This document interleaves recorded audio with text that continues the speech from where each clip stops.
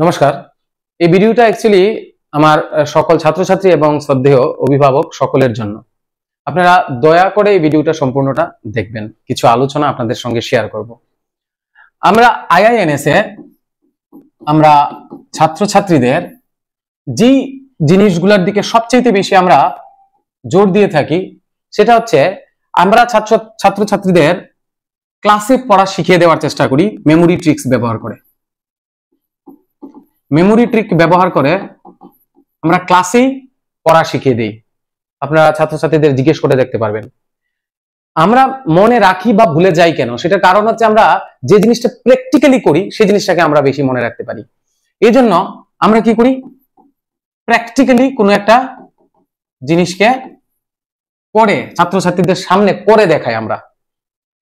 এছাড়া আমরা যেটা ব্যবহার করে থাকি, আমরা ক্লাসের মধ্যে হোমওয়ার্ক তো দেই, সঙ্গে আমরা এক্সাম নেই এবং পড়াশোনাটাকে এন্টারটেইনমেন্টের মাধ্যমে করানোর চেষ্টা করি।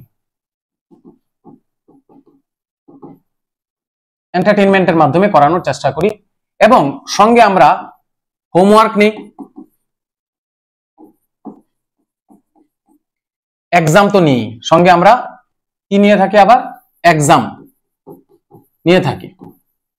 এবার প্রশ্ন হচ্ছে আমি এই ভিডিওটা তাহলে কেন বানাচ্ছি হচ্ছে যে ছাত্রছাত্রীরা অনেক সময় কি হয় যে আমরা যখন পড়া নিই, তো পড়া নেওয়ার পর যদি কোনো কারণে না পারে কোনো একটা ছাত্র বা ছাত্রী, তখন আমরা একটু বকুনি বা একটু এদিক সেদিক বলে থাকি।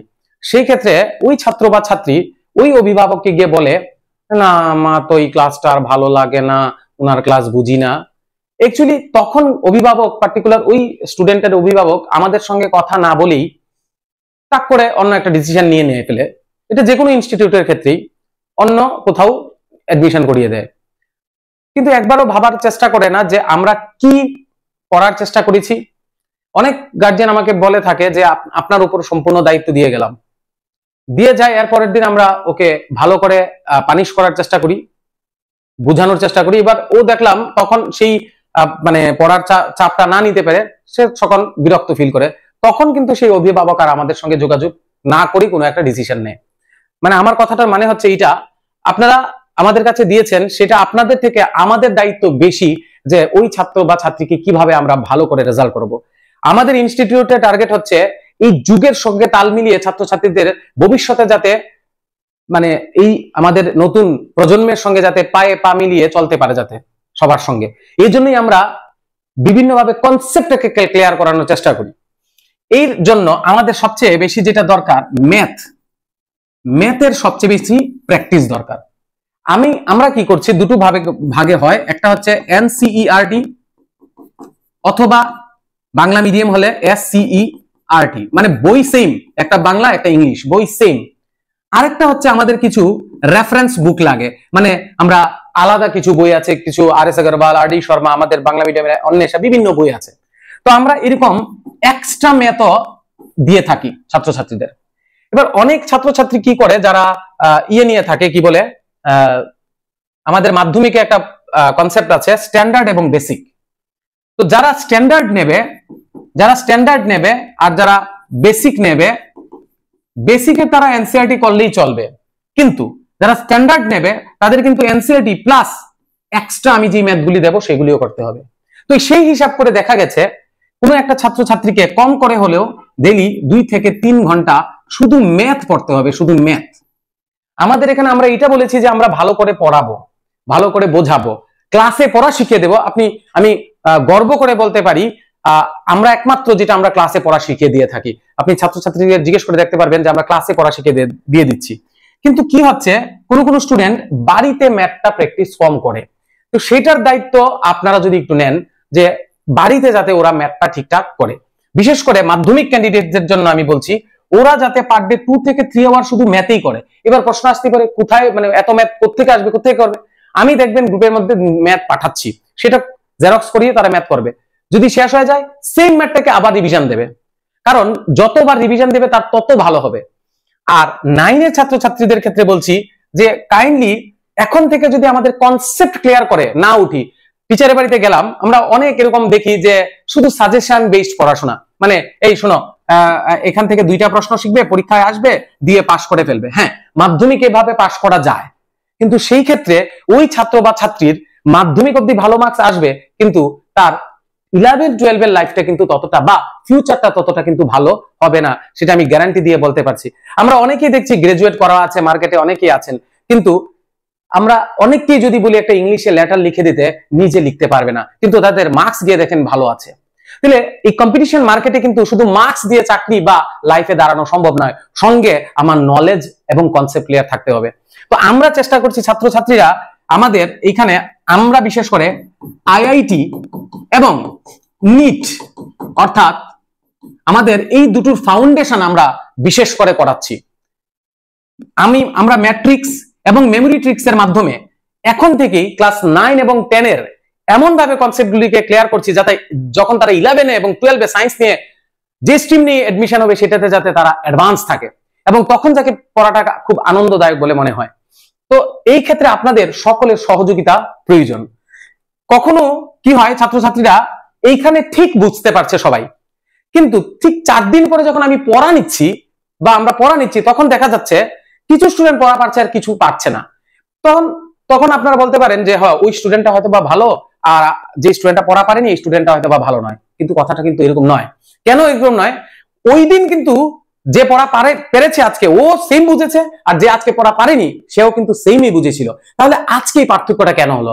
আজকে এই পার্থক্যটা এই কারণে হয়েছে, ওই স্টুডেন্টটা সেম জিনিসটা বাড়িতে গিয়ে রিভিশন দিয়েছে অনেকবার, আর যে স্টুডেন্টটা পারেনি এই স্টুডেন্টটা জাস্ট রিভিশন দেয়নি। That's all. ব্রেইন খারাপ ভালো বলতে কোনো কিছু নেই। আপনাদের ছাত্রছাত্রী মানে আপনাদের সন্তান দায়িত্ব কিন্তু আমাদের, কারণ আপনাদের ছাত্রছাত্রী ভালো রেজাল্ট করলেই আমাদের সম্মান বাড়বে।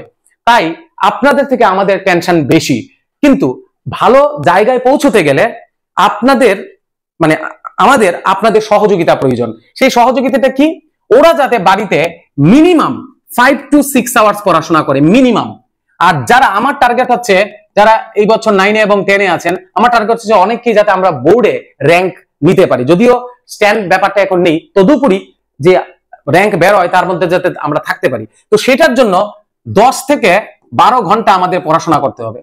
সো কাইন্ডলি আপনারা প্রতিদিন রাত্রিবেলা ঘুমানোর আগে কে কত ঘন্টা পড়েছে সেটা আমাকে একবার গ্রুপে লিখে পাঠাবেন। যে সাপোজ অক্ষয় নামে একজন আছে, অক্ষয় 2 ঘন্টা পড়েছে, রঞ্জন নামে একজন আছে, রঞ্জয় 5 ঘন্টা পড়েছে। এরকম লেখা থাকলে আমাদের প্রত্যেকদিন জানা থাকে যে কতদিন কি হচ্ছে। সাধারণত আমাদের সঙ্গে কি হয় থাকে, রেজাল্টটা বেরোলো তখন গার্জিয়ান সবাই আসে, নিমেশ স্যার বা যমুনা ম্যাম বা সবাইকে এসে বলে যে রেজাল্টটা তো এতটা ভালো হয়নি। কিন্তু একটা টিচারকে যেরকম ভালো হয়নি এটা যেমন জানানো প্রয়োজন, ভালো হলে বা সে যদি ভালো বুঝে থাকে সেটাও আমাদেরকে অ্যাপ্রিসিয়েট করাটা, সেটা আমি না, যে কোনো টিচারের ক্ষেত্রেই প্রয়োজন। অ্যাপ্রিসিয়েশনটা কিন্তু খুব বেশি প্রয়োজন। সো কাইন্ডলি আপনারা এই কয়েকটা জিনিস ধ্যান রাখবেন, যে আমরা যদি স্ট্যান্ডার্ড নেই তার কিন্তু এক্সট্রা ম্যাথ করতে হবে। অনেক স্টুডেন্ট আছে তারা এক্সট্রা ম্যাথ করতে চাইছে না, তো সেক্ষেত্রে কিন্তু মানে মাধ্যমিকেও প্রবলেম হবে। কারণ এবার আপনারা নিটের খবর জানেন কিনা জানি না, নিটে কিন্তু খুব টাফ লেভেলের প্রশ্ন হয়েছে। তো এখন থেকে যদি আমরা বেসটা ক্লিয়ার না করি, তাহলে ডাক্তার বা ইঞ্জিনিয়ার হওয়ার স্বপ্ন দেখবো কিভাবে? এবার অনেকে বলতে হবে না, আমার সন্তানের ডাক্তার বা ইঞ্জিনিয়ার হওয়ার দরকার নেই, আমরা নর্মাল ভাবে পড়াশোনা করবো। ডাক্তার বা ইঞ্জিনিয়ার হতে গেলে অনেক টাকার প্রয়োজন। আজকেও ক্লাসে বলেছিল ডাক্তার হতে গেলে অনেক টাকার প্রয়োজন। কোনো টাকার প্রয়োজন নেই। আমরা যদি ভালো মার্কস ক্যারি করতে পারি, কোনো টাকার প্রয়োজন নেই। গভর্নমেন্ট আপনাকে পড়ার সেই সুযোগ করে দেবে, শুধু জাস্ট স্টুডেন্টকে পড়তে হবে, সেই র্যাঙ্কটা নিতে হবে, আর সঙ্গে আমরা তাকে ফুল ক্লাসে মুখস্থ করে দিব। এসএসটি ইংলিশ এবং সায়েন্সের ক্ষেত্রে ক্লাসে পড়া বুঝিয়ে দিলে মুখস্থ করানো সম্ভব, কিন্তু ম্যাথ যে চ্যাপ্টারটা আছে, ম্যাথ যে সাবজেক্টটা আছে, এইটা কিন্তু আমি ইজি ট্রিকে পড়িয়ে দেব, বা যে ম্যাম বা স্যার পড়ায় ইজি ট্রিকে পড়িয়ে দেবে, কিন্তু ওই ছাত্র বা ছাত্রীকে কিন্তু minimum 2 to 3 hours per day math করতে হবে। এটা হোক 8, এটা হোক 9, এটা হোক 10, এটা হোক 11, এটা হোক 12। আর আমি গ্যারান্টি দিয়ে বলতে পারছি, যারা 11 এবং 12 এ আমাদের কাছে পড়ছে, নিটে আমি একদম মানে 100% গ্যারান্টি দিয়ে বলছি, 360 তে আমি ওদেরকে 300 অ্যাবাভ স্কোর করাবো এনি হাউ। শুধু আমার ক্লাসটা ঠিক মতো ফলো করলেই চলবো। আমি 11-12 এর জন্য বলছি। আর 9-10 এর জন্য বলছি, আমাদের টার্গেট হচ্ছে প্রত্যেকের 95% অ্যাবাভ মার্কস যাতে নিয়ে আসতে পারি। এই 95% অ্যাবাভ মার্কস নিয়ে আসতে গেলে শুধু আমাদের একার চেষ্টা করলে হবে না, আপনাদের সহযোগিতা প্রয়োজন। হ্যাঁ, এবার ছাত্রছাত্রীদের প্রত্যেকদিন জিজ্ঞেস করবেন যে ওরা কতক্ষণ পড়ছে, সেটা আমাদেরকে ফিডব্যাক হিসাবে জানাবেন। আর বিশেষ করে অঙ্কের প্র্যাকটিসটা কাইন্ডলি এই ভিডিওটা আপনারা দেখার পর কাইন্ডলি আপনারা গ্রুপে জানাবেন যে একটা স্টুডেন্টকে আমি বলেছি যে 5 থেকে 6 ঘন্টা মিনিমাম, তার যদি 80% এবাব মার্কস আনতে চান, আর যদি 10 জনের মধ্যে থাকতে চায়, খুব ভালো র্যাঙ্কে থাকতে চায়, তাহলে 10 থেকে 12 ঘন্টা তার পড়াশোনা করতে হবে। আর যে কোনো ছাত্রছাত্রীকে অঙ্ক 2 থেকে 3 ঘন্টা প্র্যাকটিস করতে হবেই হবে। আর আমরা কিন্তু নিট এবং আইআইটির ফাউন্ডেশন একদম খুব ভালোভাবে ক্লিয়ার করে দিচ্ছি ম্যাট্রিক্স এবং মেমোরি ট্রিক্স ব্যবহার করে। ম্যাট্রিক্স এবং মেমোরি ট্রিক্স ব্যবহার করে পড়ানো হয় একমাত্র ইনস্টিটিউট, সেটা আইআইএনএস। সেটা যদি আমার কথা শুনে অহংকার বলে মনে হয়, কিছু করার নেই, যেটা সত্য। আমি মেমোরি ট্রিক ব্যবহার করে যে কোনো স্টুডেন্টকে যে কোনো কিছু আমাদের যারাই পড়ায় যে কোনো কিছু ক্লাসে মুখস্থ করিয়ে দিতে পারি উইথ গ্যারান্টি, সেটা হোক সায়েন্স মানে ফিজিক্স, কেমিস্ট্রি, বায়োলজি, এনিথিং। তো যেহেতু আমরা এত অ্যাডভান্স ওয়েতে প্র্যাকটিক্যাল সহ ছাত্রছাত্রীদেরকে করিয়ে থাকছি, ছাত্রছাত্রীদেরকে একটা ভালো জায়গায় নিয়ে যাওয়ার চেষ্টা করছি, সেই ক্ষেত্রে আপনাদের সহযোগিতা আমাদের কাছে একান্তভাবে প্রয়োজন। তাই এই ভিডিও দেখার পর আপনারা কাইন্ডলি একবার আমাকে পার্সোনালি রেসপন্স করবেন যে আমি যে ডিসিশনগুলি নিলাম 2 থেকে 3 ঘন্টা এবং 10 থেকে 12 ঘন্টা এবং 5 থেকে 6 ঘন্টা, কার ছাত্রছাত্রী কোনটা নেবে এবং কোন জিনিসটা ফলো করবে। 5 থেকে 6 ঘন্টা না 10 থেকে 12 ঘন্টা আর 2 থেকে 3 ঘন্টা, এটা কিন্তু কমন, মানে অঙ্ক করতেই হবে ডেলি। যদি মনে করে না স্যারের বাড়িতে গেলাম অঙ্ক হয়ে গেল, এরকম না। এবার এখন কি হয়েছে, ছাত্রছাত্রী এবং অভিভাবকরা মিলে একটা গ্রুপ বানিয়ে ফেলেছে। কাউকে আমি ইন্ডিকেট করে বলছি না, ওভারঅল কি হয়, রেজাল্ট খারাপ হলো কোনো একটা ছাত্র বা ছাত্রীর, সেই ক্ষেত্রে ওই ছাত্র বা ছাত্রীর কোনো দোষ নেই, দোষ হচ্ছে টিচারের। হ্যাঁ, রেজাল্টটা খারাপ হয়েছে, টিচারটা চেঞ্জ করে নেবো, ঠিক আছে, অন্য জায়গায় এডমিশন করিয়ে দেখি। মানে প্রমাণ করানো হয় কোনো না কোনো ভাবে যে টিচারটা খারাপ, স্টুডেন্টের মধ্যে কোনো ভুল ছিল না। আপনারা একবার আপনাদেরকে প্রশ্ন করছি, সত্যিই কি এটা? কোনো না কোনো জায়গায় নিশ্চয়ই আমরা ছাত্রছাত্রীকে সেইভাবে প্র্যাকটিসটা করাতে সক্ষম হয়নি, পড়াশোনার প্রতি সেই ভালোবাসাটা আনতে পারিনি। সো হাত জোড় করে রিকোয়েস্ট থাকবে, আপনারা কাইন্ডলি এই তিনটার মধ্যে কোনটা কে ফলো করতে চাইছে, আইআইটিতে যাক বা নিটে যাক, সেটা পরবর্তী মাধ্যমিক দেওয়ার পর আমরা ডিসিশন নিতে পারবো, কিন্তু আমি বেস দুটোটার আমরা ক্লিয়ার করে দেব। সো কাইন্ডলি এই ভিডিওটা দেখে আমাকে একবার রেসপন্স করবেন। আমার কথায় যদি কোনো খারাপ লেগে থাকে ক্ষমা প্রার্থী, বাট কিছু সত্য কথা সকলের সামনে শেয়ার করা প্রয়োজন, সেই জন্য শেয়ার করলাম। অসংখ্য ধন্যবাদ।